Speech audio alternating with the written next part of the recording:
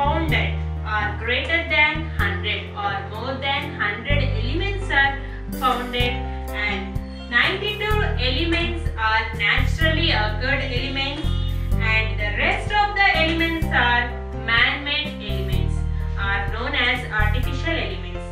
And the majority of elements are solids, and 11 elements are in gaseous state at room temperature, and 2 elements are liquid form at room temperature, that is mercury and bromine.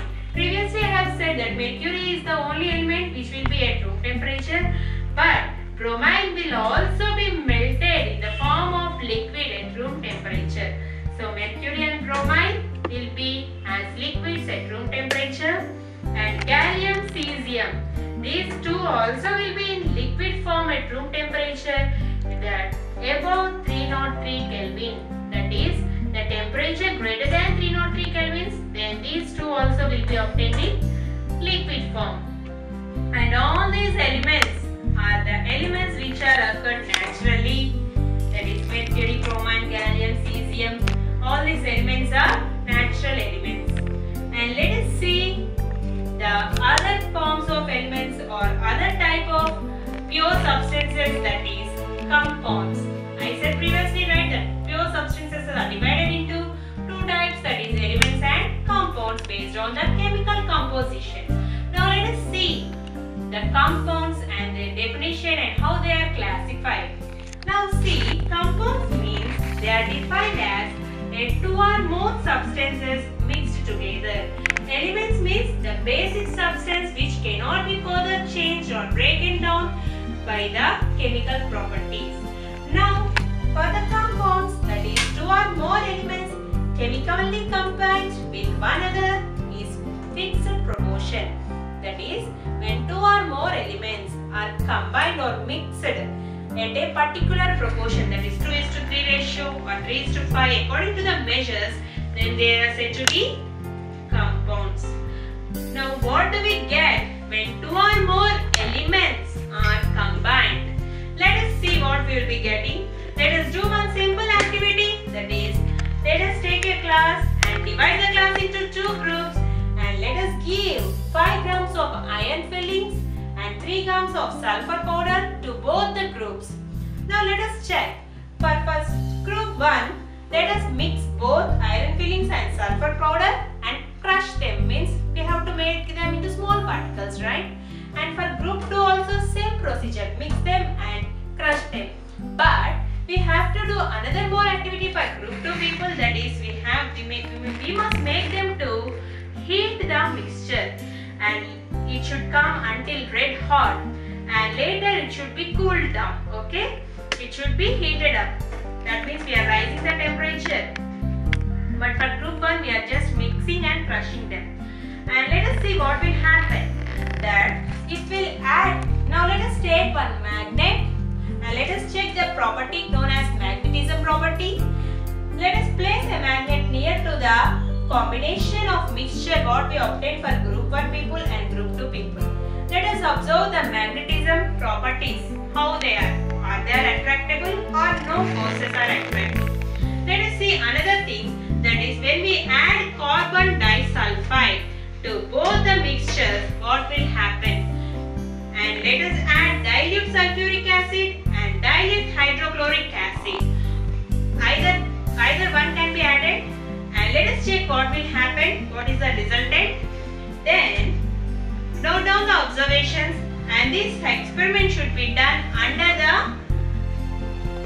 teacher's guidance. It is very dangerous because these acids are very dangerous. They are very harmful to eyes, and it should not be done under any supervision. It should be done only under supervision only. Don't do with as our wish, okay?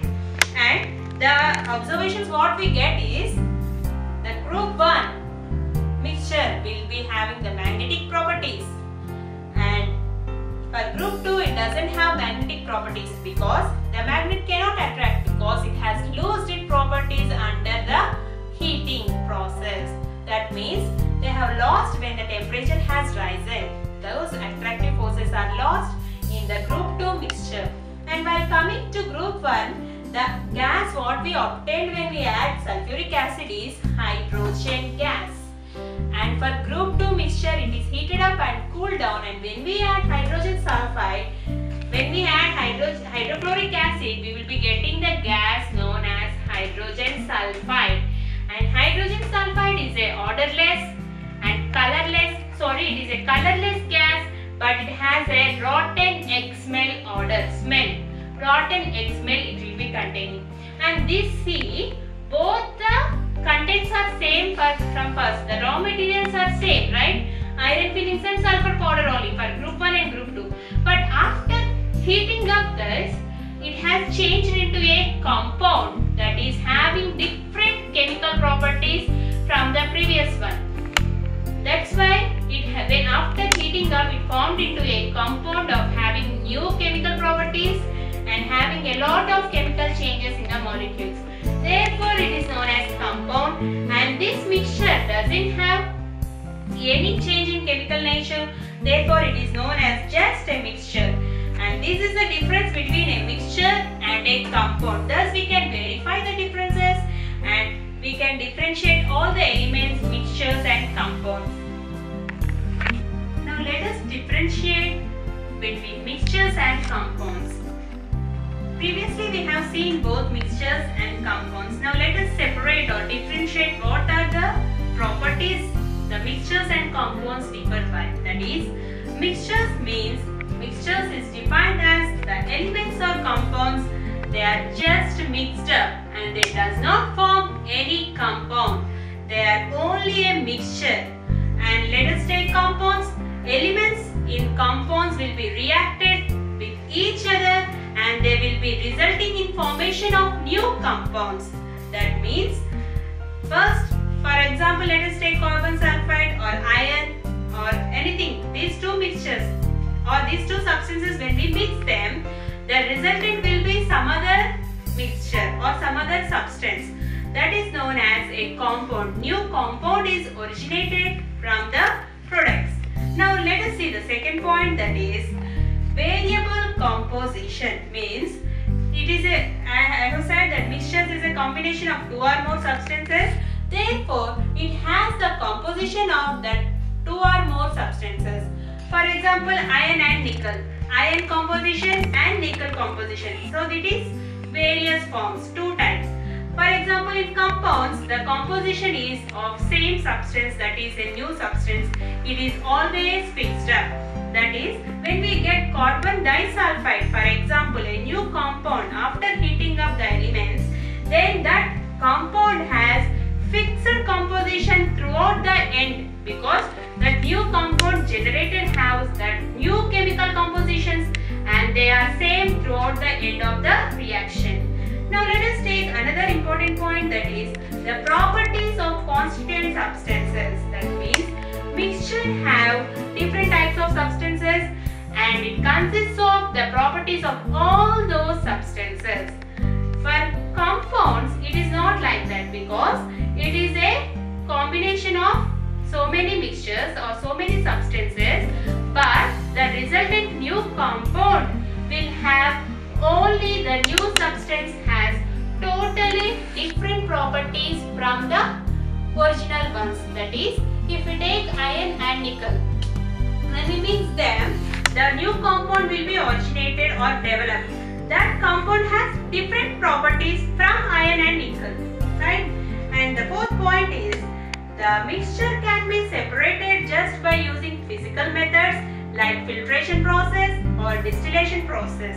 But by compounds, it cannot be separated through physical process, because the compound generated is done by chemical reaction. Therefore, we cannot separate those compound substances by using filtration process or just by physical methods, right? Because they are internally having reactions. So, we can only separate these compounds by chemical or electrochemical reactions only. And thus we can differentiate both mixtures and compounds. Let us see the brief description of the subject matter. Matter is divided into three types, that is solid, liquid and gaseous state. Now this matter is again divided into two forms, that is pure substance and mixtures. Pure substance means the substance or a basic substance which cannot be divided into other forms. Mixture means it is a combination of two or more substances. It doesn't have a fixed composition, right? Now pure substances are further divided into two types, that is elements and compounds. And elements are three types we have studied: metals, non-metals and metalloids. And the elements having the property of basic substances which cannot be further break down to simpler substances are known as elements. And examples for elements are copper, oxygen, iron, hydrogen, mercury, etc. And when coming to compounds, having fixed composition and they can be broken down and further by using the chemical or electrochemical reactions.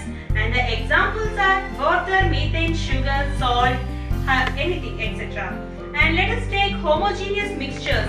That is, mixtures are divided into two types, that is homogeneous and heterogeneous we have studied. Homogeneous means having same composition, same chemical properties, and whereas heterogeneous means different chemical properties and different compositions, right? Now, uniform composition means homogeneous mixtures, and the best examples are sugar in water, right? Sugar is dissolved in water and we cannot further separate sugar from water, and salt in water and water in alcohol. And while coming to heterogeneous mixtures, they are non-uniform compositions and they can be separated by using filtration process. And they are examples such as sand and salt, right? Sand and salt is having different chemical properties, right? And they are having the physical properties also differ. And at the same time, sugar and salt, they both also differ in taste, but the color is same, right? And water in oil, and oil having lesser density than water, and these two are also known as a heterogeneous mixture. And hereby we learned some important words or components, and thus we can differentiate all these components by using this pictorial representation or flowchart.